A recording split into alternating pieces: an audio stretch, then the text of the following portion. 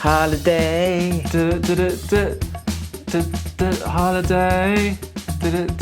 When you opened your laptop earlier, Tony, that song was blaring out, wasn't it? Oh, the Madonna one. I'm getting the rhythm wrong. How does it go? Yeah. Holiday. Something like that. Yeah. Let's just stick with Cliff Richard. Classic. We're all going on a summer holiday. Yes, Tony, it's that time of the year. It is summer holidays. The schools have broken up. And we are back. We're not on holiday because we're back for Win Me the Lottery, episode number 31. 30. Can you believe it's almost as many episodes as years I've been alive, Tony. Yeah, it's almost like if we had a whole month, it's like an episode every day. Sure isn't. And That's actually, crazy. set yourself a challenge in August, which is coming up very soon, to listen to every single one of the episodes, one each day. Back to back. Not you, listeners, I mean. Why don't we do episodes where we listen back to an episode and then make an episode by we're just referring back to how we felt and what we were talking about? It's an easy way to do it, isn't it? Maybe we just do a YouTube live of that one. Yeah. I mean, Scrubs, one of my favourite shows is Scrubs, and they did a podcast basically going through all the episodes and just talking about it, which is a bit of behind the scenes retrospective. It works. It got boring after a bit, but no, it was interesting, which reminds me it's almost time to watch Scrubs again. It's been at least 2 weeks, hasn't it, since you last finished it? Probably about, let's be honest, it's about a year. Yeah. It got me through COVID. I loved it.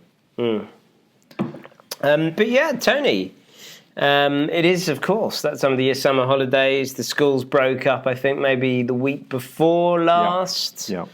Do you remember what it was like when you got those 6 weeks off? And my goodness, when you're a young kid, it felt like an eternity, didn't it? The 6 weeks. And then you got towards September and you're like, oh my goodness, no. Yeah, it was great. I mean, these are the times where if you're a kid now, you want to appreciate it. And I think there was moments when I was a kid where I was like, you know what? This isn't going to last forever. There's going to be a time where I'm going to have to go to work. And I'm not going to who gets 6 weeks off from work? I remember my mum walking me to school and sometimes I'd be like, I don't really fancy it today, school again. And she'd always say to me, Chris, you know what? School days are the best days of your life and you're going to miss them one day. Yeah. And are you missing them? Not really, no. So she lied to me then. You're missing the 6 weeks off? Will she ever lie to me again? I missed the 6 weeks off, there's no doubt about it. But talk about summer holidays, I mean, other years people would jet off a lot with the cost of living that is happening. I'm not sure if people have as much disposable income to go to. With the the chart showing, Tony, of something like, I think, last 4 years, prices have gone up over 20%. You know, we've talked about inflation being high. Yeah. It's down to 2% now. But if you go over that 4-year period, 20%.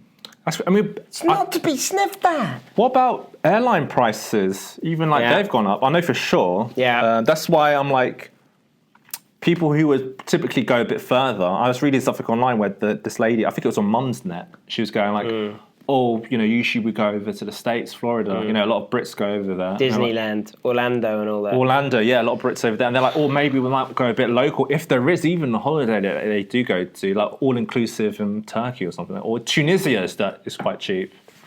But obviously, anywhere, I don't know, Turkey's all right. But some people find it maybe a bit too excitable politically. Or I don't know, does it feel... I think it's safe. I think it's safe. But, Tony, I think some people are just having to cut that trip to Disneyland, Disney World, and they're going to Butlins. And they've just got no choice. They've, in years gone by, pre-COVID, they would go out their big family trip 2 weeks in Orlando. Yeah. No, they just can't afford it. It's a long weekend in Butlins or Pontins. You're lucky to get that. I mean... Actually, did you travel much as a kid? I didn't that much. Yeah, but I would say it was mostly within Europe to France, Spain, Italy, places like that. We did actually once do, with our whole extended family, a big trip to Disney World, Orlando, and all the different theme parks out there when I was a kid. Did you go on my cousins and everybody? Yeah. What were the queues like? Were they crazy? I think they were quite long, actually. It's always going to be like that, even in the UK if you go to a theme park. Yeah, I mean, there is you have to be a certain way to skip the queue, right? You have to be a certain weight. No, certain way. Oh, what does that mean? Isn't it like a disability? I don't know. Do they get preferential treatment? Yeah, possibly. Yeah. I remember you used to be able to get a fast pass. You could just go to a machine and grab a fast pass for a certain time slot. But yeah, I know it was quite awkward the last time I went to Thorpe Park. One of my mates loves themes parks. Yeah. And me and my other mate went with him after COVID to Thorpe Park. And it was quite awkward waiting to get on one of the rides because one of the ladies, she couldn't fit, unfortunately, in the roller coaster. She queued up all that time just to get turned away. She queued up, and they were trying everything for like 10 minutes. It was on like that roller coaster where you're lying down on your front in Thorpe Park. You may not have been for a while, so it's quite tight. And unfortunately, she was turned away, Tony. Safety first. Safety first. And probably it taught her a valuable lesson, of look after yourself. Yeah. I mean, if you want to enjoy all the things in life, like the rides and all sorts, like travelling to maybe quite remote places that require a lot of energy to get to, and mobility. This is the word I'm looking for. But the only thing I'll touch upon, what I saw online, was that some people were caught faking disability in order to skip the lines, like wheelchairs and stuff. But, And what sort of disabilities were they faking? I think some tried to be hopping or something. I don't know, maybe would you question someone rolled up in a wheelchair whether they could walk or not? Yeah, no, I wouldn't, no. Yeah, I don't know how they got found out, maybe. Or you could just say, look, my right leg has been amputated. If you want, you can pull up my jeans to check. But I'd rather you didn't. It makes me feel uncomfortable. Well, yeah, it's true. You could totally deny someone looking under your jeans, for sure. But yeah, I mean, as a kid, I never really travelled that much, to be honest. But where I did go, my imagination, and that was daytime TV. And they did cater for that when I was a kid. Yeah. They knew the summer holidays was on, so kids' TV was on like nearly every day. Right. Oh, I did. Not just a Saturday. So did they extend it? Yeah, they have it on the weekdays. So I'd be watching like Pokemon. Yeah. Renford Rejects. Yeah, you see, I don't know what that is. Yeah, so Renford Rejects was almost like, it's on Channel 4, and it was almost like a load of teenagers, their own local football club, and it was just quite fun to watch, and they'll play like their local leagues, and it was a lot of good banter. You see some random things I was just pulling out of my head, a bit like some shows. I don't know if you know what Biker Mice from Mars is. No. Yeah, it's quite an old cartoon. Conan the Barbarian. Don't know that either. Is this all on Channel 4? No, this is on the various different shows. Right, okay. Do you know what T4 on the Beach was?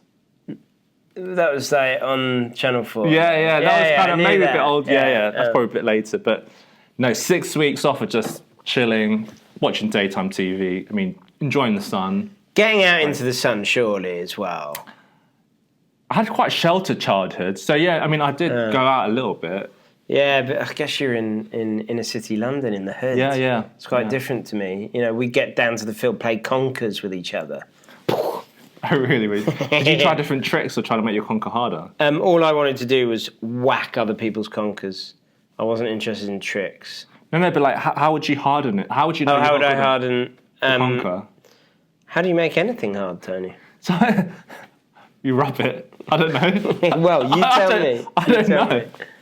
Okay, great. I mean, that's our topic. I mean, what is our topic of the week, Chris? Our topic of the week, as you may have guessed, is the summer holidays and indeed the extortionate cost of summer holidays in this day and age, Tony. So we'll go through that a bit later, and it is pricey nowadays.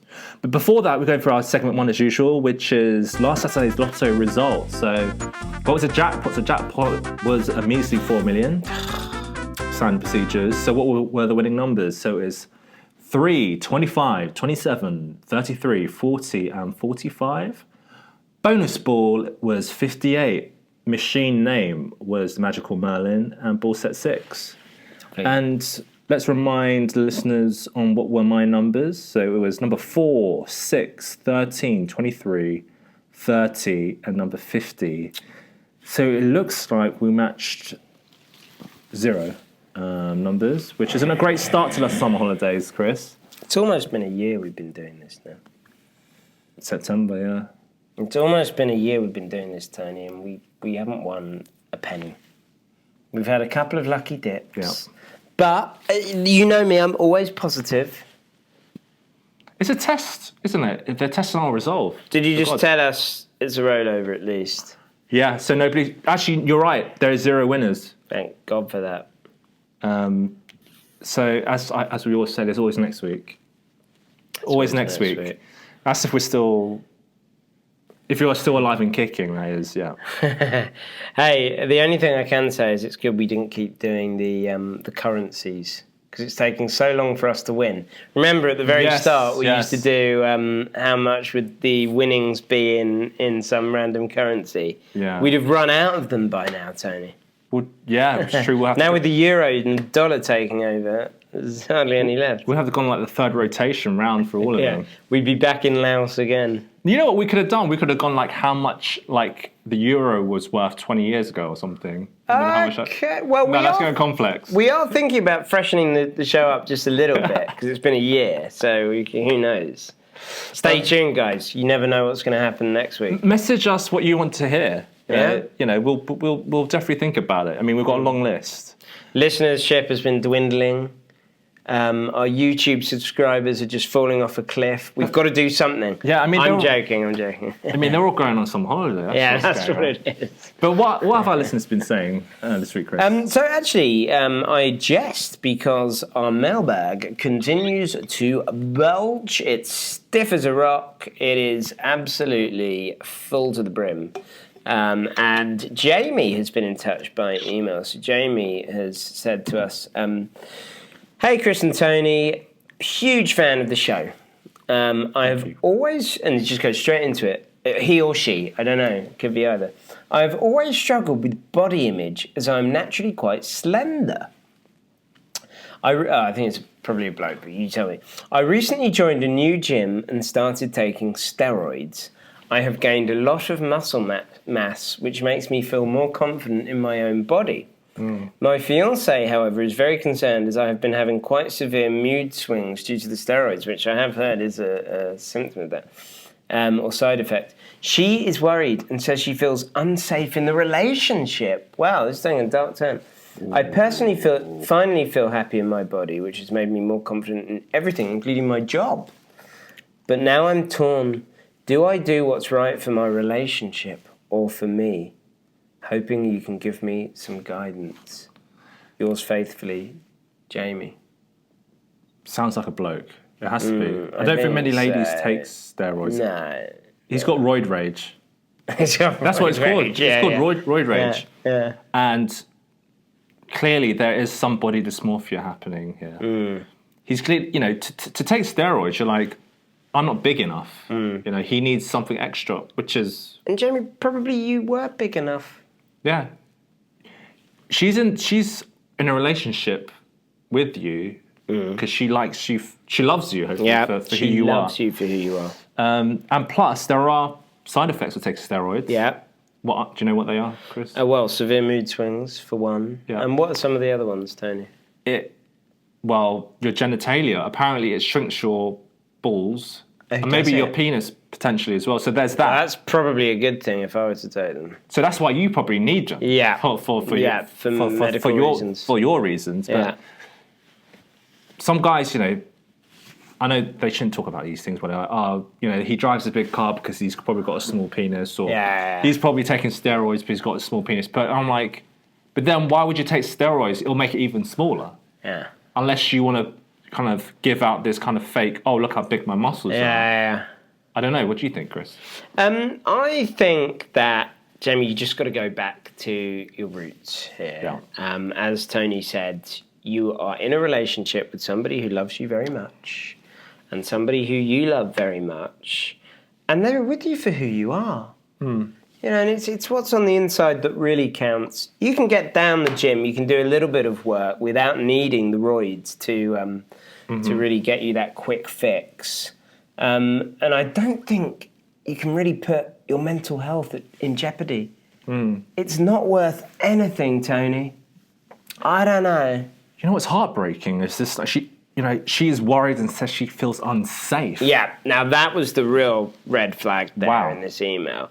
You know, if your partner is saying that you're making them feel unsafe, I think, you know, you've asked us at the end, I do what's right for my relationship or for me. Don't put your loved one at risk or make her feel unsafe. Yeah. I mean, I can probably comment on this a lot more just due to experience, because growing up, even where I am, a lot of people have come up to me and says, Tony, I feel unsafe. I feel intimidated. Yeah. I've seen that happen, actually. Yeah. And until they get to know me, just because they see this and they're like, oh my God, this guy's scary. He's intimidating. He looks aggressive. He's huge. He's huge. Like, he is a man among boys, I guess, with other men. Yeah. But I'm not, I'm just a normal guy. And so I would say that he's got to really reaffirm to his partner and just say, look, I would never do anything to hurt you. Never. And clearly some of his behaviours from taking these steroids are making him look a bit unpredictable, which is not good. And I do think Jamie needs to get back to us and say exactly what has made her feel unsafe. He's just mentioned mood swings, but you can't put your loved ones in danger. No. You can't. Yeah. And mate, get off them. Mate, and also steroids, that's just cheating. It is. Get down the gym, do some hard work. You could take testosterone instead. Small doses. What could you eat to increase your testosterone? I don't know. I think you can actually just get testosterone replacement. Yeah, but the things with steroids, it affects your hormone levels. And if you keep taking it, I think you have to be on it for life as well. Okay. Make sweet love to raise the testosterone levels as well. Yeah. What else can you do naturally to raise your testosterone? I think for me, it's just watching UFC and football. Being in a pub with a load of other guys. With the blokes, yeah. Yeah, I think maybe just get cozy with a load of lads, in your local football team. Pizza night with the boys. Yeah. FIFA. What else do they get up to? These guys, they play football, they have all their shirts off, and then they go into the changing room.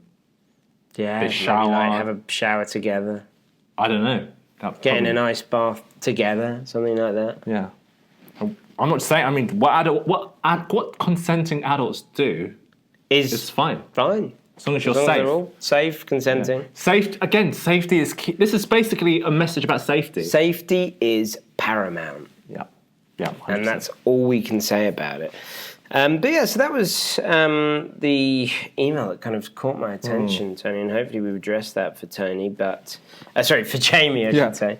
But I must remind everybody, you can get in touch with us.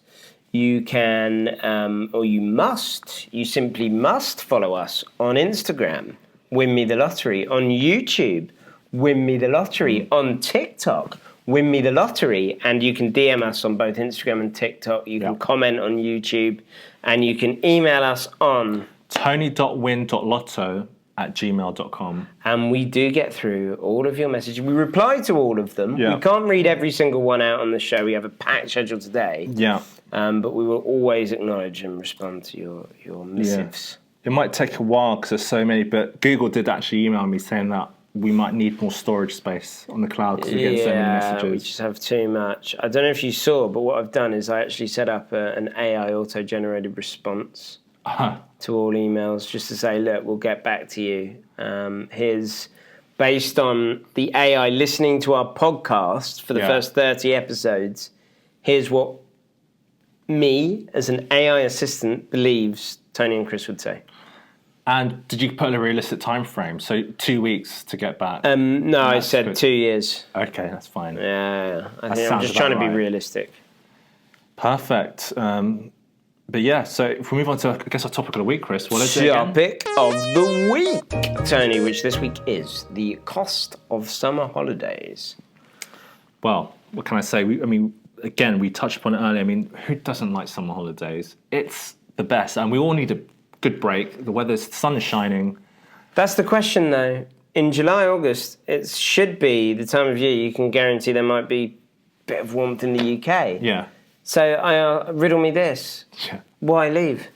That is true. Why go abroad? That is true. You would rather. Why not go in September when it's getting chilly again? It stays warm in the Mediterranean and Europe. Unless you're finding it too hot here, and other people, you go to somewhere like colder, like Scandinavia or something. Yeah. Yeah, just to you don't want to go there when it's bitterly cold.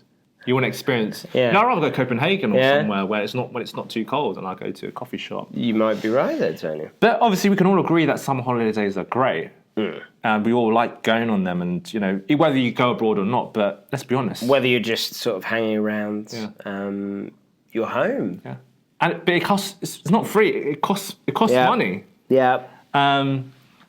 We touched upon before in many episodes about just having a kid is expensive, right? It is. All the costs involved about raising a kid. School has almost been, I think a lot of parents are happy when school starts. They can get back to work. It's free childcare. Yeah. No childcare. But then you get into that routine of like, the kids, drop the kids off at school, I'll go to work, and then I'll pick them up later.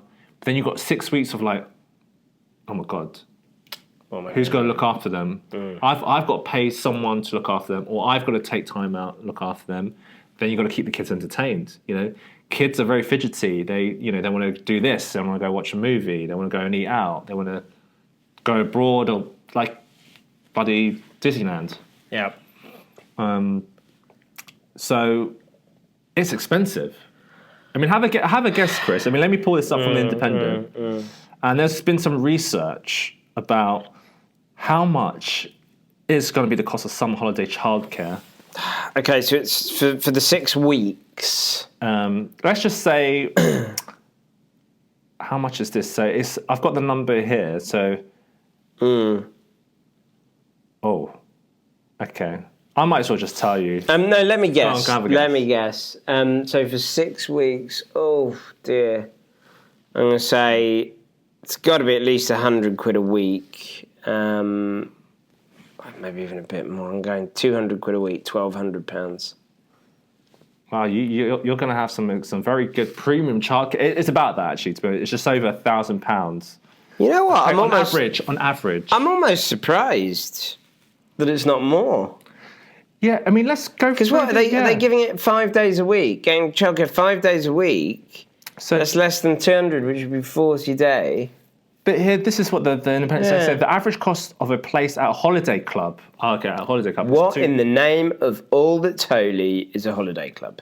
I think it's where little kids hang out for summer holiday, right? So 2.5 times higher than the cost of an after-school club during term time. Okay, they're comparing that. Oh, well, that's not apples with apples, is it? Okay, that actually was a lot more dramatic than it really was. Yeah. Okay, the cost of childcare over the school summer holiday is now more than £1,000 per child on average, according to new research. The findings, which are based on surveys from local authorities in England, Scotland and Wales between April and June, suggest the cost of holiday childcare has risen by 6% on last year. So it has gone up in general, whatever they were measuring. The families pay on average about £1,049 for 6 weeks of holiday childcare for a school-aged child, which is £635 more than they would pay for 6 weeks of after-school childcare during term time. Yeah. So, okay, so it sounds like holiday clubs is, and the average cost of a place at a holiday club in the UK is now approximately £175. I would never go to it. My parents wouldn't think that was safe. Because who knows what goes on there. What is a holiday club, Tony? I have never. Isn't it like a Butlins thing with all the kids? Oh, right. So it's almost like in the American films when they go on summer camp. Yeah, I believe that's what it is. Hey, that's actually quite cheap. What, if they actually go away and sleep there and stuff? Possibly. We need to research, what is a holiday or is club? it just something you go in the day? Because I think one time I went to one of those. Yeah. It was just a daytime thing. Yeah, when you were a kid or now? Yeah, I think when I was a kid. Oh, sorry. Yeah. I went for like a week. I can't really remember what the reason was. And it was just like a daytime thing. Yeah. And all I remember is playing football all the time. So it's like you go and play football. So it wasn't that bad. It was joking. There wasn't any like bullies and stuff there. Everyone got on. Or I think so. But okay, this is just so the idea of that holiday clubs has gone up. Fair enough. But what I would say to this in school holidays is that usually kids would get school lunch, right? Was it free? School dinners are free, right? I think so. Jamie Oliver covered that or something. Or it might be subsidised. Well, I don't know, Tony. Okay. I don't think they are. I'm sure they're subsidised to some extent. Free school breakfast has been the thing, hasn't it? I think free school dinners for those that are on low incomes. Oh, they're in need. Yeah. So imagine if that is the case. So if we take that for if you are already on free school meals, that's a meal that they've got to account for at home. But also something about keeping kids entertained is not only a cost and time for the parents, but when was the last time you went to the cinema? I'll tell you exactly when I last went to the cinema. Almost a year ago, maybe it even was a year ago, to see Barbie. Before that was Oppenheimer. You did the Barbie hunt. Yeah, I did both of them, and I haven't been since, Tony. I haven't been since. Barbie, I highly recommend both, but I thought Barbie was actually really good. I haven't seen it. I need to watch it. We were talking about this, weren't we? It's on the list. It's on the list. I'm going to watch it. I thought it was hilarious. If not... Sorry. Full of kids. Full of kids, Tony. Oh, right. But there's levels to it, isn't it? Yeah, there's different levels to it, but I think most of it probably went over the kids' heads. But the dads didn't mind watching it. I bet they didn't. Yeah. I would say I worked in a cinema many years ago, and one of your favourite jobs. One of my favourite jobs, but we was in a cinema that had a lot of big some blockbuster kids films. But cinemas love blockbuster kids films because you know why? Why? Because when they go, it's usually a family. So 2 parents, 2 kids. Yeah. And what do they have to get? What do the kids want? Popcorn, drinks, all the other bits. So you're spending a fair wedge on just going to the cinema, like 100 quid. If you're going to central London, easy. So doing that, and then after you go to cinema, they want to have bloody TGI Fridays or McDonald's afterwards. Pizza Hut. Oh, they walk past the ice cream man. Oh, yeah, quick. We better have one of those. And that's just one day. I mean, like, you've got, like, 6 weeks of, like, maybe if you go to the cinema or something, a day out. Suddenly you've paid 500 quid before you know it. Exactly. If you're driving, petrol. Oh, park the car. Maybe you had to get the train. Yeah. Go to the beach, whatever. Yeah. Oh, my God. All adds up. But, and that's... not even going abroad. That's just the cinema. Hang on. Maybe it's not such bad value then to head abroad. But, you've got to think of that. If you do head abroad, you're buying the plane ticket for your kids. All inclusive? All inclusive, whatever. Every restaurant. And I can imagine it's probably a bit of a drag, really, like, having to look after your kids abroad. Depends how you rate. Yeah, I mean, it's always going to be a challenge because you're in a foreign country. What if they fall over the wall into the sea or something? They get sick. You've got to pay insurance then. Yeah, additional insurance for your kids. Yep. So I don't know, Tony. But this is what it's all about. It's like I say, is it even worth going abroad when it's so warm here? But of course, if you've got kids, it's your only time you can do it. I think so. I mean, it's your childhood, right? And I think it's a good experience. And I would say you crunch the numbers, really. If you stay in the UK and you go to Button's going to be more expensive than going abroad, I would say that. It depends where you go. But say if you stay in London, you go and eat out, you go to see the cinema, you might go, actually, if I look at an all-inclusive in Tunisia or Turkey, 7 nights, you get a plane ticket, you're getting the room, you get an all-inclusive. It might work out the same or cheaper, but you're getting a lot more. Now I'm seeing the point in all-inclusives. Yeah. If you've got a young family. Yeah.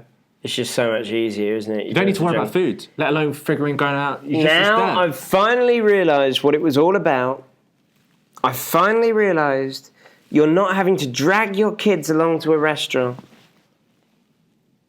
You've been to an all-inclusive before? I'm not even sure if I have. Maybe once when I was younger in Italy, I think. You know what's so great about it? Because it's all buffet. They'll have this stuff for the kids. It'll be like buffet for breakfast. Then they'll have eggs any style. Eggs any style. But then they'll have like little meals by the pool. Little snacks that come included. Drinks as well. Then it's lunch. It's the same thing. The dream. And then again, you'll have these additional snacks that they'll have before lunch and dinner. Actually, it's a bit of a first world problem because then I remember doing all. I'm like, oh my God, I got to eat again. And I end up stuffing myself, and then you almost go, okay. And you wake up, you're like, you got to go all in with the breakfast because it's free. I must admit, even when I was in Malaysia, there was this. I might have mentioned this on the pod before, but one of the places we said was this hotel on an island. Oh, they had all-inclusive breakfast. So just inclusive breakfast, that was it. Okay. And it was outstanding. They had everything. They had the Asian food, so the Malaysian, which obviously comprises Chinese, Indian, and Malay. And then they had all the Western food as well. They had baked beans. So you could go and you get your eggs any style, you get your omelette. Yeah. Baked beans. Okay, fine. Some toast, butter. I've had my Western breakfast. I'm going back now. I'm getting a curry. Yeah. I'm going back. I'm getting fried rice. I'm getting nasi lemak. Yeah. Oh, it was just outstanding. And of course, all outside in that warm weather. So actually, maybe you have a point. Maybe you weren't so crazy after all. I mean, it depends what type of holiday you want. If you want to laze around, and I mean, there's a gym there, so you could just go hard in the gym and then stuff your face off. Do they have prezzo anywhere abroad? Haven't looked. Funny enough, I should look, to be honest. Home away from home, but that's why you've got the English breakfast where you can have. I try to not have it when I'm abroad. I go like, I see the sausages, I see the bacon and the beans. Tony, come on, it's the greatest thing on it. No, I'm kidding. But actually, funny enough, so I was away I was in Budapest a couple of weeks ago for the Formula One. Yeah. And we went for brunch, and on the menu it just said English style. I thought, oh my goodness, what's that then? English style. And it was the Hungarian version of the full English breakfast. And it's actually really nice. It's beautiful, spicy Hungarian sausage. I knew it was going to be some spicy sausage. Yeah, so they didn't have bacon, and they put avocado in there. So it was a bit more healthy. Poached egg, nice, really great bread, avocado. And then they did like homemade baked beans that were really great. Oh. Really well done. Better than Heinz? Yeah, I'd have to begrudgingly say a bit better than Heinz. That's basically your typical brunch in the UK, isn't it? Which is nice, I would say so. Yeah. But what were we saying about going abroad? You did a bit of research about this. Yeah, I've just got a little bit of research. I'm not going to go too in depth on this one, but flights prices are plateauing at last. Do you remember after COVID, it just went absolutely through the roof with inflation just going absolutely mad. But airfares are down 6% in 2024, year over year. Okay. And it's actually thought that some routes may drop even further. So actually, I did speak to somebody in the know about this, I think last year, when prices kind of hit a bit of a peak after COVID. And he was saying to me, well, listen, Chris, it's greedflation on this one. They knew that demand would come back after COVID. Yeah. And so they were just whacking the prices up. So that is a little bit of good news. Airline prices are coming down again. I believe they coined the term revenge travel after the COVID thing, because everyone was just waiting. And then they waited, I haven't travelled for 2 years. I need to get on it. And yeah, actually, this summer I've met loads of Americans, because I've been in Budapest and then even out in London. Yeah. A couple of weeks ago, I met loads of Americans, and they're just saying, well, actually, we've just come for the first time since pre-COVID to Europe. Or there's even a sort of pent-up demand among people who never did that Euro trip. So they saved. I mean, they saved some cash. Yeah. Did you connect over Trump 2024 then? Well, we did. Me and my mate were chatting to some Americans after the Euros final, which we won't even mention. We're not even going to get into that. We're not interested. All right. Yeah. And that was after, obviously, the shooting, the assassination attempt. Oh, right. But my mate was absolutely convinced that it was a woman who had attempted to shoot Trump. I don't know how he got this into his head. Why? Because they. And I was, I'm not saying anything. But yeah, so he kept telling these Americans, no, it was a woman. Maybe we got different news over here. I was just standing there. I'm pretty sure it was a bloke. I've seen the picture. I've seen the images and the video. But that was quite funny. But yeah, just one more note, Tony. This is big news. You may know. So, there are obviously online travel agents that you can book with. And when I went to Asia earlier this year, it was way cheaper to do this on Expedia. Okay. And I was like, well, why isn't that the case? When I'm in the UK, it always seems a bit more expensive on Expedia as opposed to Google Flights or Skyscanner. Well, I've just found out. So Ryanair, actually quite interesting, have really been opposed to some of these online travel agents in Europe.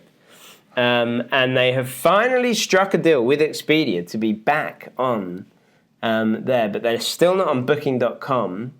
And they're just on certain selected online travel agents, Ryanair, which obviously usually is the cheapest. I think Wizz Air, which often comes up as the cheapest, aren't on any of them or only on selected ones. So they're on Love Holiday. That's good news. I use Love Holiday. Ryanair is it on Love Holiday as well? Yeah. Yeah. Okay, I didn't know that. Okay. And they've had a war of words, Ryanair, with I think it's eDreams. Okay. We better double check this. I don't want to get into trouble here, but I think it's eDreams who Ryanair have essentially gone to war with.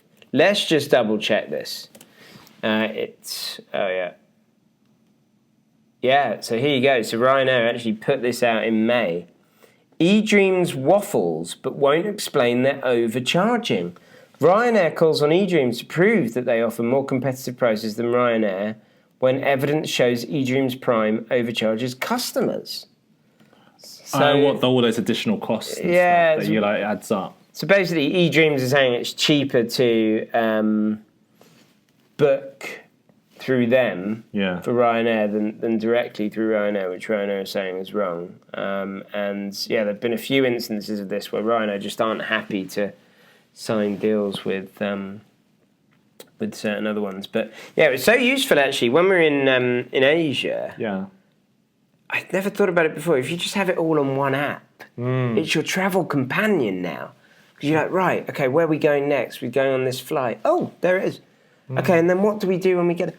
Oh, look, there's our hotel. It's all in your itinerary. So it's a win-win with Expedia, isn't it? I would say it really is a win-win with Expedia, Tony. Okay, great. But yeah, I don't know. What are you thinking, summer holiday or not? Well, for myself, potentially, I was looking at something all-inclusives. Probably September-ish when all the kids are back. Yeah, something like that. That's a good shout. And it's if you're going in Europe, I don't know if you're thinking Europe. Yeah, I mean to be honest, I did look at Thailand. You know, you could get maybe just a bit more. You could go all the way to Thailand. Pratet Thai. Yeah, which is the greatest place on planet Earth. I would certainly back that up, Tony. That's wet season in September. It might not May rain. through September. But I think it does vary on the area. So maybe, don't quote me on this. There might be some parts that are dry at that time. But yeah, that's when I first went out there, when I lived there. And I went on the eastern seaboard, and there were a lot of downpours. Then I went to Bangkok, a lot of downpours. So okay. Yeah, it's more like torrential, summer storms, you call it in Europe. It's not throughout the day, comes. No. It's usually in the evening, and it comes, maybe an hour or two. Then it's just dry again within half an hour. So that's not bad. I would do it. I'd take the risk if I were you. I would just say, obviously, don't go into debt for holiday. Well, it's up to the listeners if they want to. But summer holidays, we've got Google Earth. You just walk through there. Oh, that's what it looks like. Just go there. You could do VR. Yeah, VR. We've talked about this. Get yourself a good VR set, and you just say to your kids, "Look, wake them up early." You just say, "Right, look, we've got something really exciting for you. Quick, come." Give them a little Minnie Mouse thing and all that, and then you just put the VR headset, and they're in Disney World. There you go. And I bet they can even ride the roller coasters on that. And it's safer. And it's significantly safer. Because, Tony, how many stories have you heard of people actually dying in theme parks? Too many. One is too many, and I've only ever heard one, but that is too many, you're right. I used to kill people on Roller Coaster Tycoon. Was that possible? Yeah, in the game. Okay, no, you could drown the guy in the water. Oh, no. Yeah, this is Roller Coaster Tycoon, Yeah, that was actually brilliant. And there was also Theme Park World. Never played that one. I think, that was one of my favourite games, actually, as a kid. That's a summer holiday That's a summer holiday activity. Well, there you go. So many ideas there. All right. Well, Tony, I think we've got to pick next week's numbers because, as I say, this is dragging on. It's been almost a year. We still haven't won anything. Yeah, I think let's do it. I mean, the first story that we've got here for next week's numbers is talking about travel. This all goes to Japan. We tend to cover Japan quite a lot, don't we? Japan and Korea. You've got to represent, right, Chris? Yes. Yeah. So Japanese restaurants say they're not overcharging tourists, but they're just charging locals less. What do you make out of that? So they're not charging tourists more; they're just charging locals less. Is that one and the same, Tony? I mean, I think that's pretty much the same. It's almost like he's gone all kind of Harvey Specter on this. It's just kind of lawyered it up. Yeah. So Shiju Miyake, if I pronounce it right, who runs a izakaya or informal pub in Tokyo's Tsukuji district, offers ramen topped with lobster for 5,500 yen, which sounds crazy, but it's about $35. 4 times the price of the shrimp noodles his regulars often order. The premium dish is marketed to tourists who he said have a higher budget to try new things. Yeah, but Tony, I'm a bit confused. It's a different dish. Isn't it? It's saying shrimp noodle. So his regulars get shrimp noodle for like £8 or whatever it is. I think they just call it the same shrimp or... Let's double check this actually. Yeah, we need to get into this. But, you know, they have... I mean, speaking of Thailand, just while you live there, they have dual pricing in Thailand quite often. So if you go to any attractions... right. It will literally say the Thai local fee and the foreign fee. Oh, so they're very transparent about that. Yeah. And I think for a lot of different things. And I don't... You know, you can argue this in so many ways, because even if we talk about attractions in London or something, you think, well, if you live here, you pay your taxes, blah, blah, blah, maybe it should be a bit cheaper. You know, I wouldn't mind if they charged tourists a little bit more to go to a museum or something here. Yeah, I mean, 4 times is a bit much, though. 40, yeah, for this restaurant. But is it the same dish? I think they're just, the writer's just trying to be all different with it. But it sounds like offers ramen topped with lobster, 4 times the price of the shrimp noodles these regulars often order. But actually, it's not that clear, but it does go on to say... slightly different. It does go on to say that, at the start of the article, that... where does it say this? It goes... So I think what you're saying, probably when they say shrimp noodles, maybe they mean the ramen. Yeah. So maybe they're saying, look, the locals come in and get the shrimp noodles for £8, but then they target the foreigners with lobster. But I mean, that's fine. Lobster is more pricier, though. Yeah, that's fine. Double check it. I thought I saw... here we go. Postcard. Revenge travel, weak local currency. People say it's discrimination, but it's really hard for us to serve foreigners, and it is beyond our capacity, says Shogo Yonomitsu, who runs a Tamebako, all-you-can-eat restaurant, seafood grill.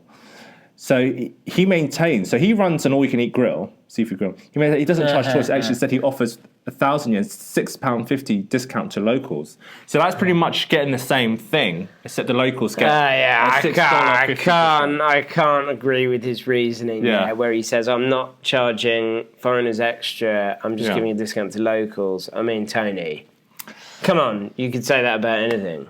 But especially if you are a regular, it's like economies. If you continue to, if you get a slightly discount, if you instead of paying every month, you buy for the whole year. That type of thing. But it's not fair. I mean, it's going to actually... If you're a tourist, if that happened to you, how would you feel? And you didn't know that. Furious. You'll be furious, right? But I reckon it probably happens more than you know, Tony. I mean, if you go somewhere... And that's one of the things here, it's like... Because English is our language... It makes it more difficult. But if you go to Croatia even or something, no one speaks Croatian. Yeah. I bet they charge them a bit less. Yeah, and quite often they'll have the English menu and the local language menu. Yeah. I think the reason why this might be more of a story is because you think Japan would be different from, I don't know, somewhere like in India or somewhere, you're going to have to haggle with them or even China, they're going to actually try and rip you off. Like blatant until you've seen those videos, right? Yeah. Buy a t-shirt, they put price and then it ends up haggling significantly down and willing to sell it. Yeah. So the number I went with this story is 35 because it was $35 for that lobster dish. That's very expensive, isn't it? Especially with the weak yen, which we've been hearing all about. I think lobster's overrated anyway. Yeah, I can't really disagree with you on that, Tony. Cool. So the second story that I had was something that actually ruined a lot of travellers the other day. Well, actually, luckily, I'll let you say what it is. No, is it? Well, it's a CrowdStrike, wasn't it? Messed up Microsoft, or Microsoft was pointing fingers. Well, it was CrowdStrike, wasn't it? And it was blue screens everywhere, Tony, all over the world. I don't know if this was fake or not, But I saw the LA Sphere. Oh, yeah. You know, the big globe. What's it called? What, the one in... Is that the one in LA or Las Vegas? In Las Vegas. Yeah. I humbly apologise. Yeah. In Las Vegas, it was just a blue screen Sphere. Now, I don't know if this... Because you can't trust anything anymore. I've seen so many things recently where I'm like, is this real? Is this photoshopped? Is this AI? But yeah, I did see that image. But yeah, I was lucky because I went and it was a nightmare journey the night before to Budapest. And I was like, thank God I didn't actually go on the Friday. How much would that cost you if that went pear-shaped then? If you did go on the... It wasn't so much that. It was, we're going to the Formula One. You would have missed it, I think we'd have missed it. That's the thing. Because Wizz Air, I don't think Wizz Air were going to be like putting you quickly on another flight. But say if you had lots of things lined up and you know whether it's business related and stuff, it could cost you significant amounts. If I'd have gone on my usual summer holiday, it'd cost me millions. Because I only spend 2 million plus on a summer holiday. That's how expensive they've got. So it looks like CrowdStrike is the culprit behind this. Yeah. And they've actually extended an apology. Good. To the, I don't know who they extended it to. Partners. Okay, it's offering its partners. Guess how much I asked? Well, it says it here. Yeah, $10 Uber Eats gift card as an apology. I'd rather just don't give anything. And then how many people in their partners' companies are they giving it to? It must be a lot if they can only afford $10. Yeah. I mean, their share price took a dive as well. Yeah.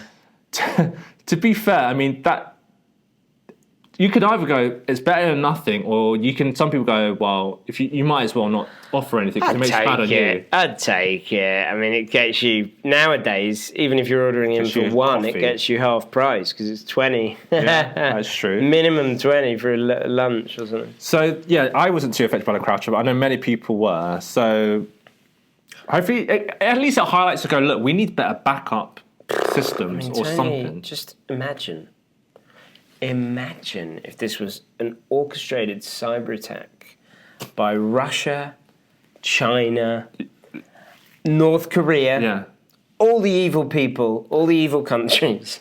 I'm joking. But, you know, they could take us down, baby. You know, we wouldn't be able to work. We wouldn't be able to record this podcast. People wouldn't be able to access this podcast on Apple, Spotify, anything, unless we get it up on one of the Chinese things. I mean, we probably do need to be on WeChat, Ali thing. So we'll be online. Line. Yeah. We'll be online. But you're right. It's true. It just highlights that, you know what, we got our pants down if things like this happen. Like, we need something. It does show. I mean, because that did go bananas, didn't it, for a few hours? And if there were an orchestrated thing by all the bad guys, the bad boys, I'll say it again: Russia, China, North Korea, India, probably. You know, Middle East. Whatever those whatever bad guys in American movies are. It switches. Exactly. Why were there so many evil British people in American movies in like the 80s and 90s? Because they just sound evil. Yeah. I know what you said, the British accent. We're British. Come on, we're on the same side. Well, not with the redcoats back in July the 4th, right? True. So maybe that is why the colonizers. So my number's number 10 because of the $10 apology gift card. And then my third one, again travel related, which is perfect. Summer holidays and all that. Goes like this. So, flight attendant held up broken bathroom door for an entire 16-hour trip from Hong Kong to New York. What happened here, Tony? So, wow. So that's going from across the world, really. So this poor flight attendant had to hold up a door because the door came off its hinges 3 minutes after the plane left Hong Kong International Airport. First of all, how the hell does a door come off its hinges in a plane? Is it that Mile End Club thing that people talk about? Oh, the Mile High Club. Yeah. Mile High Club, sorry. Well, I don't know where you've been in Mile End, but I bet you've been to some... there's some clubs around there, I won't say anymore. But yeah, so either someone's going a little bit crazy in there, and how many bathrooms they've just shut one down? Surely. Yeah, there should be multiple. What airline is it? Cathay Pacific. Is that a good one? I've never been on it. You've been on that one. I haven't. I think it's is it a Chinese one? I think it is. Yeah. Hong Kong. It's been. Oh, I don't want to get this wrong. So it's Chinese. Well, it's Asian. It's an Asian. Asian one. Maybe it is Hong Kong. So is that a good use of the flight attendant's time to hold back a door? So people continue to use it and they were just holding the door. I'm just out of order. Was he watching? Maybe he didn't want to do any work. I don't want to push a trolley. Let me just hold his door for 16 hours. But yeah, that is. Oh wait. Oh, it was a lady. Oh, it was a she. Sorry, pardon me. Yeah. Ladies can hold up doors. It's always. I always think of men hold the door. But that's me being chauvinistic. How many toilets do they have? I don't get it. I guess you might get a fussy passenger. This is the closest toilet to my seat. I want to continue to use this toilet. But hey, it shows. I don't know. Should the attendant get a pay rise for this? I mean, they did go out their way. I just think it's weird because maybe the door, they held it up and they kept it shut. Imagine you're going for number 2. Yeah, you can hear all sorts of noises. Yeah, it's just not good, Tony. I think they should be sacked, if anything. I think just prepare for this and just have a note of. I'm sure there's a few emergency hinges or something that they can have for next time. But yeah, so that's 16 hours. So that's the number 16 I'm going with. Okay, well, Tony, I won the lottery, but the cheque bounced thanks to new rule, and I'm still chasing cash. 6 weeks later. It's not me, don't worry. Okay. We haven't won a penny, as I keep talking about. But yeah, so this is a lottery winner who really is quite distraught, and her name is Stacey Weaver, 58. So she scooped £1,750, to be clear, by matching 5 numbers. And now, can I be honest, Tony, even that would do me. Almost a couple of grand. But it is crazy. For your holiday? Yeah. Well, that would do half a day spending money for my holiday. Try the all-inclusives in Turkey. You'll be like a king. Yeah, you get a month for that. But yeah, so £1,750 by matching 5 numbers. But I have to draw attention to this because, not for the first time, the Sun newspaper has been doing some magnificent investigative journalism around this. And we spoke about this a few months ago. Yeah. Now, first things first, Allwyn, just to give you the context, took over the lottery licence earlier this year from Camelot. But actually, when you dig into it, Allwyn actually bought Camelot as part of this transition. Okay. We love Allwyn. Yeah. And we would absolutely welcome Allwyn to start working closer with us and to sponsor this and to make it an official lottery podcast. And we're willing to talk. We are willing to talk. And by gum, we can cover up any of these stories, Allwyn, if you want us to. You know what they should do? We should invite the show. We could pick the balls for them. With the guy with the white glove, we could drop them in. Yeah. I think that would be brilliant. But until you speak to us, we are going to have to keep uncovering the truth. Because The Sun has been doing lots of journalism around people just not getting paid their winnings on time.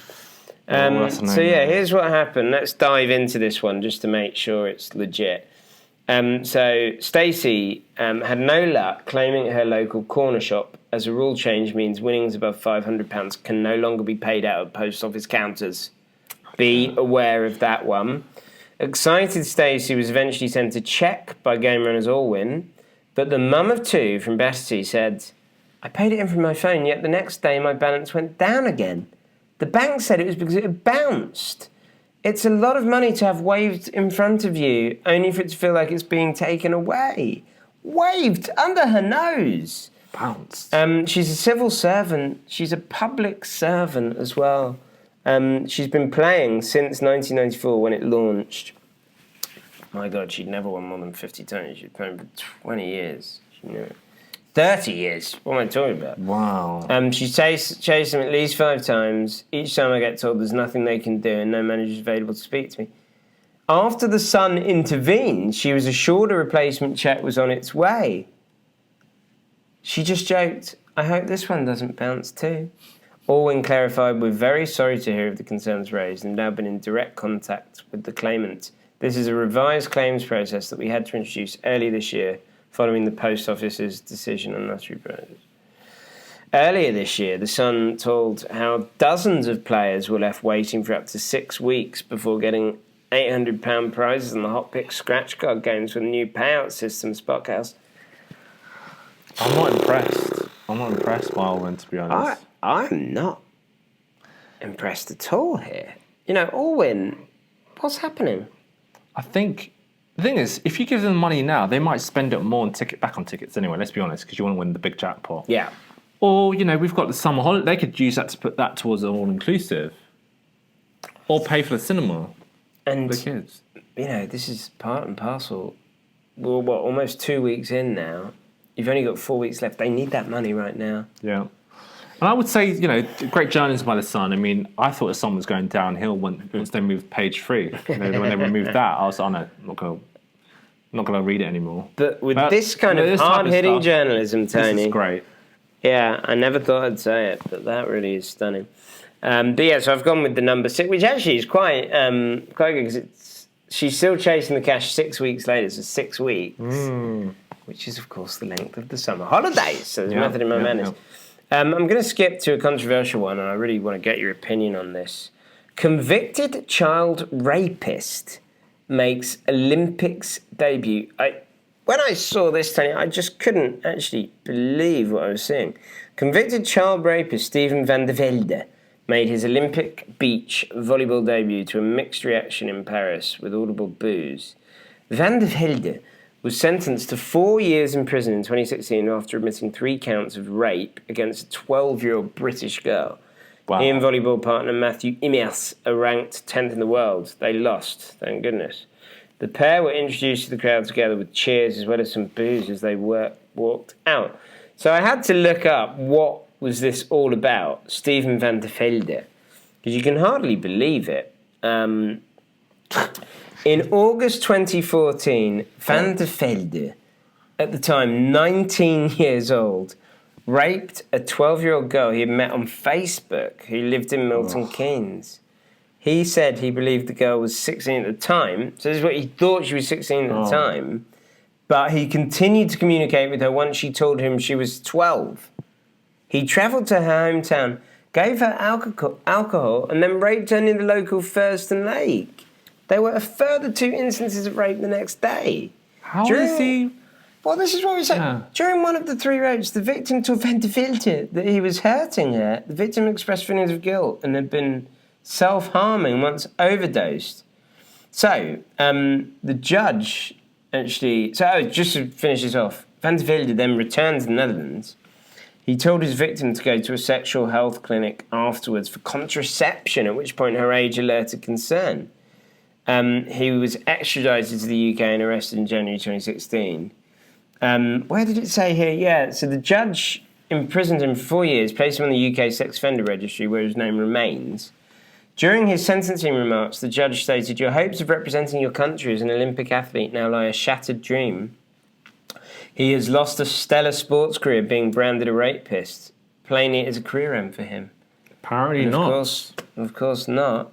The Dutch Volleyball Association allowed him to resume his career as a beach volleyball player, and he was selected in 2024 to represent the Netherlands. Something else interesting, so after the sentencing, under a treaty between the Netherlands and the UK, Van der Velde was transferred to the Netherlands to serve his sentence. The sentence was adjusted in line with Dutch law, and the charge of rape was substituted for that of fornication. After serving just 13 months of his original 4-year sentence, released from prison. This one really shocked me. This man... How brazen is that? I mean, even if you had the opportunity, would you still want to... show your public face? Eye, yeah. I mean, this is on the Dutch Volleyball Association, really. I mean, for them to allow... I mean, let's be honest, we always know the Dutch they're pretty relaxed in general. Why'd you go over to the Netherlands or Amsterdam? You tell me, you've been there. Well, for the flower market, for sure. and Frank. And Frank Museum. Yeah, and Frank Museum. But other people go for the weed and the red light district. And what else? There's bike rider. I don't know. But yeah, that's very surprising. I mean, it's very controversial. And I know there were some slip-ups with some of the commentators when they were going. Oh, really? I think they were like wishing him good luck, and they didn't realise his background, and it kind of looked bad on them for not, because you've only highlighted the story. Yeah. But if they don't know, there was another slip-up, wasn't there, where apparently they introduced South Korea in the opening. It's North Korea, which is quite a big mistake. Yes. Well, I believe in second chance, but like not with child. I mean, a child. I mean, that's not a good look for the Dutch anyway. In terms of you're in the international stage. It's not a good look, is it? He was 19. He chats to a 12-year-old on Facebook. Flies over, by the sounds of it, to another country. I mean, Tony. All premeditated. And by the way, I then looked him up for some more. Yeah. He's married now to another volleyball player from Germany. Wow. Can you imagine? Wouldn't that put you off? What a charmer. But yeah, so that was the number 29. He's 29 years old. I felt we had to expose this one, Tony. And yeah, to end it on a lighter note, which this is just conclusive evidence. Bigfoot has been spotted again, and okay, look, it's true. I've got alerts set up to ping me every time an article about Bigfoot is posted. And quite often, it's not a news sighting. It's usually a recycled article citing something from like 20 years ago. And on this occasion, it's 23 years ago. But Tony, just to let you know, so, he's a Sasquatch, also known as Bigfoot, non-aggressive animal endowed with human-like intelligence, and is thought to be as tall as it is hairy. Lots of people have spotted Bigfoot, and Tony and I are convinced of his existence. But yeah, so footage from the early 2000s resurfaced on Reddit recently. Oh, wow. In 2001, Martin J. Dignard, or Dignard, I'm not sure, and William Reeve put out their documentary Great North, where they examine the landscape of the Arctic and long-standing Inuit traditions. Now, this clip innocently shows a herd of caribou racing alongside a river in the far north of Quebec, Canada. Now, I'm just going to play this for Tony, and you can look this up, guys. And you just look somewhere around here. Look! That's like a black dot running in the background. What is that? No. I'm going to full screen this. Okay. Hang on. Just wait until you see this. This is unmistakably... What are they deer? What is that? The whole herd of stuff. Caribou. Yeah, hang on. If you just watch very closely, he's going to come up there. Look! It's unmistakably Bigfoot. There can be no question of it. What else could it be? And it's just like running in a really weird... It's very dark. No, you know what I then read when I went through the article was quite a good... Yeah. So a third typed looks to me like a guy hunched over riding a mountain bike. And when you actually watch it, it really does look like he's gone a trail and it's popped up. Yeah. It is a man on a mountain bike. That's probably Or is it Bigfoot? I mean, he's been spotted so many times, Tony, now. Yeah. And people still deny that this man is out there. And we still don't even know if it's a man or if there's male and female. We know that Tony has said that before he dies, he does want to reproduce with a Bigfoot in the name of science. A female one, so that we can see what a human Bigfoot hybrid would look like. I mean, I would take it if it helps research and science. It does. Of course, undoubtedly. I mean, not everyone would be bestowed with that responsibility. And if I was to be bestowed with that responsibility... It needs to be somebody well endowed to be able to handle a Bigfoot. So you would make the cut, Chris? We both would. Yeah. But I'm putting you forward... show you the original for this particular one. Down 50%, then 25%. Oh, it's popped up with with even more there, Tony. But so just to go on that one, it's the number one. This clip is from 2001, and I thought, let's just try something. Let's get one in there. Yeah, because that makes nothing's sense. Working for us, Tony. I mean, that makes sense. It's a different strategy we're employing. People are on this journey with us. Yeah. And that's what motivates me to keep seeing it through week in, week out. We've spoken about it behind the scenes of, do we need to try a different style to win this lottery? So stay tuned. We might come in. 100%. The way we're manifesting it at the moment just hasn't worked. Give us your ideas, people. Get in touch and let us know. Is there something we could do better? Is it us? Are we doing something wrong? I don't think so. I think we're trying our best. I just think we need more minds working on this. Yeah. If not for the manifestation. It's your fault. It's the listeners' fault. Well, we're all to blame, Chris. Well, yeah. So what are the numbers in numerical order that I will be buying? It's number 1, 6, 10, 16, 29, and 35. So as you said, Chris, we need to change up the strategy. And this is one way I love in the Bigfoot, number 1. I mean, we're looking at information that's over 2 decades old. But it's been resurfaced for a reason. Wait, is this where we're going wrong every week? I keep bringing up Bigfoot stories from donkeys years ago. No, but it even says Reddit resurfaced it for a reason. It did, yeah. Yes. What is that reason? So that we win the lottery. It could be. Or is it... Hang on. Are we on this journey for a different reason altogether? We just didn't realise, and that is to unearth evidence of Sasquatch and Bigfoot. And that, because the world works in mysterious ways. We think we're here to win the lottery. If you ask me right now, is it more important that we become multi-millionaires and live out the rest of our days like that? Yeah. Or is it more important that we finally uncover the reality that nobody's admitted or accepted so far, that Bigfoot is out there? I'm going to go for the latter option every single time, Tony. I don't know about you. I think we'll get a good payday if we actually find evidence. Good point. I think would we sell it to the Sun? Or maybe some big American? Sell it to all of them. Who's the highest bidder? Yeah? You know what? Another thing that I will end on is that for the past few weeks, this is going back over a month, my left eye was twitching. My eyelids kept twitching my left eye. I was like, this is weird. Is there something? I read up on it. Is it dehydration? Is it just fatigue, it says? So I said to Dr. Ding, I said, maybe she knows this. My left eyelid's twitching. Is there something wrong? I don't know what it is. She says, that's a good sign. In China, when your left eye keeps twitching, it means that money's coming. I kid you not. And that Googled, comes from the words of a doctor, a qualified, certified doctor. And, you know, Chinese culture. Look, type this in. Left eye twitch.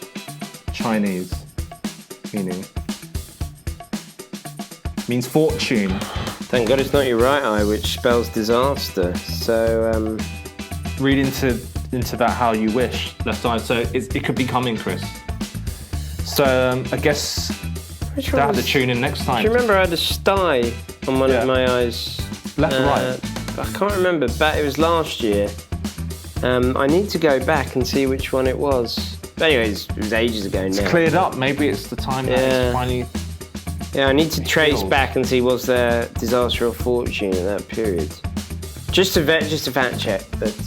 maybe that hindered us with the lottery. Yeah. But anyway, we'll see what happens on the next one. So we'll see you on the next one, guys, on Win Me the Lottery. Goodbye. Ciao, ciao.